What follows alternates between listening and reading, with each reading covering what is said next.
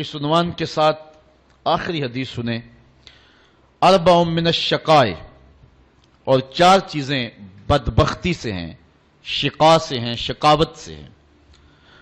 پہلی چیز جمود العین، آنکھ کا جامد ہونا، سنگ دلی کے آنکھ سے کبھی آنسو ہی نہ ٹپکیں۔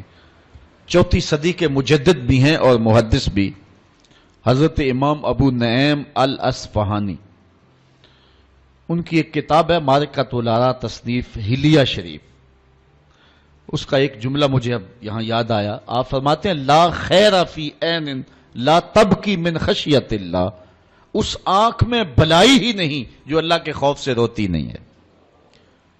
اور حدیث میں آتا ہے کہ جو شخص خوف خدا کی وجہ سے رویا اور اس کے پلکوں کے بالوں میں سے ایک بال کی جڑ بھیگ گئی تو قیامت کے دن وہ بال کھڑا ہو جائے گا، عرض کرے گا مالک یا اس کو جنت عطا کر دے یا مجھے نکال لے۔ تو اللہ تعالیٰ جل شانہ بال تو نہیں نکالے گا لیکن اس شخص کو جنت عطا فرما دے گا۔ تو رونا یہ ایک بہت بڑی سعادت مندی ہے۔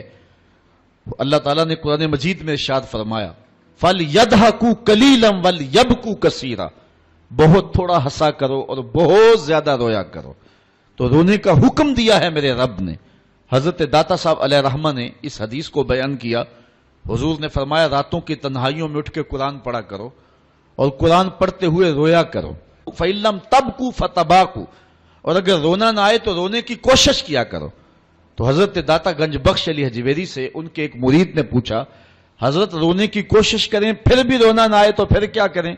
فرمایا پھر مقدر پہ رویا کرو کہ اتنے سنگ دل ہو گئے ہو کہ تمہیں رونا نہیں آتا۔ میرے والد بزرگوار ایک بڑی خوبصورت کہانی سنایا کرتے تھے کہ ایک اللہ کا بندہ تھا، اس کی عادت یہ تھی کہ وہ سخاوت بڑی کیا کرتا تھا، اور ویسے بھی اہل اللہ کا یہ طریقہ ہے کہ ان کا چولہا گرم ہی رہتا ہے۔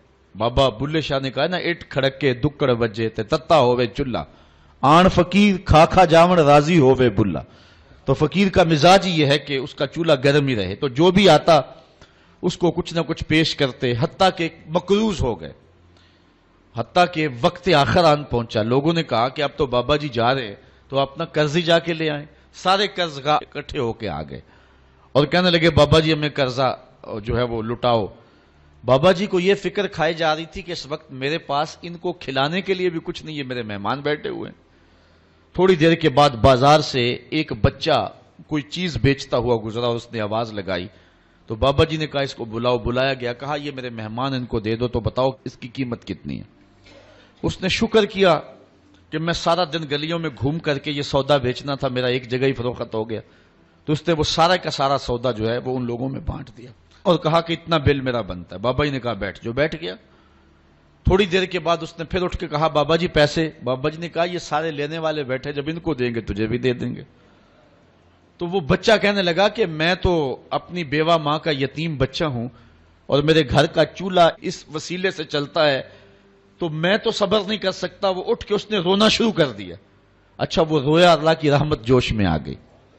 بابا جی کا کوئی ملنے والا تھا، وہ تجوری بھر کر کے پیسوں کی بابا جی کی خدمت میں نظر دینے کے لیے حاضر ہوا۔ بابا جی نے جتنے بھی قرض خواہ تھے سب کا قرضہ دے دیا، اس بچے کو بھی دے دیا۔ بچہ چلا گیا تو لوگوں نے کہا کہ اتنی دیر سے ہم بھی بیٹھے تھے تو کوئی نذرانہ دینے کے لیے نہیں آیا، اس بچے نے جو ہے وہ ابھی ایک بار کہا تو اتنی جلدی انتظام ہو گیا، بابا جی اس حکمت کی سمجھ نہیں آئی۔ تو بابا جی فرمانے لگے تم بیٹھے تو تھے لیکن تم میں رونے والا کوئی نہیں تھا، ایک رونے والا آیا، باقی کے بھی کام بن گئے۔ تو جو اس آنکھ میں بھلائی نہیں ہے جو خشیت الہی میں روتی نہیں ہے۔ وَقَسْوَةُ الْقَلْبِ، اور دل کی قساوت، دل کا سخت ہو جانا، یہ کسی شخص کی بدبختی ہے کہ وہ سخت دل ہو جائے۔ اللہ سے دعا مانگا کرو سینے میں دھڑکنے والا دل ہی رہے، پتھر نہ کہیں ہو جائے۔ والحرص، اور تیسری چیز شقاوت ہے، بدبختی ہے، حرص، لالچ۔ لالچ بے وقار کر کے رکھ دیتا ہے بڑے بڑے لوگوں کو۔ اس حرص نے، اس لالچ نے بڑے بڑے لوگوں کے تقوی چھین لیے، ان کے علم کا روب خاک میں ملا کے رکھ دیا اور ان کی ساری توانائیاں اور صلاحیتوں کو زائل کر کے رکھ دیا۔ اللہ ہم سب کی حرص سے حفاظت فرمائے۔ چونکہ ہرس ایسا مرض ہے جب لگ جائے تو پھر اس کا علاج کوئی نہیں۔ رومی علیہ رحمہ جو مرشد اقبال ہیں، ان کا لہجہ دیکھیے، کوزائے چشمے حریصاں پر نہ شد، تا صدف کانے نہ شد پر در نہ شد۔ فرماتے ہیں کہ حریص کی آنکھ کا پیالہ کبھی نہیں بھرتا، صدف جب تک قناعت نہیں کرتا تو اس کے دامن میں موتی نہیں آتے۔ تو قناعت جوہر ہے جو بندہ مومن کا نور ہے، اور ہرس ایک بہت بڑی بیماری ہے۔ اور آخری بات جو شقاوت سے ہے وہ طول العمل، لمبی امیدیں لگا کے بیٹھ جانا۔ مومن کو یہ فرمایا گیا ہے کہ تو اپنی زندگی کو مختصر سمجھ۔ ایک صحابی کہتے ہیں کہ حضور نے میرے جسم کے کسی حصے کو پکڑ کے مجھے کہا، کن فی الدنیا کانک غریب او کعابر سبیل، دنیا میں یوں رہا کرو جس طرح کوئی مسافر رہتا ہے یا سڑک عبور کرنے والا ہوتا ہے۔ تو دنیا کے اندر لمبی امیدیں لگا کے نہیں بیٹھنا چاہیے، ہر وقت تیار ہونا چاہیے کہ نہ جانے اٹھنے والا اگلا قدم کہاں ہے۔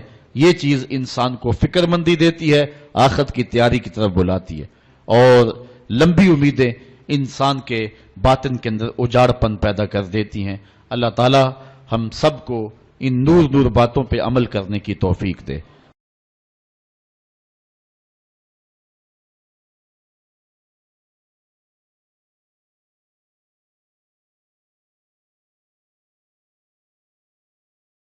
اس عنوان کے ساتھ آخری حدیث سنیں، اربع من الشقائے،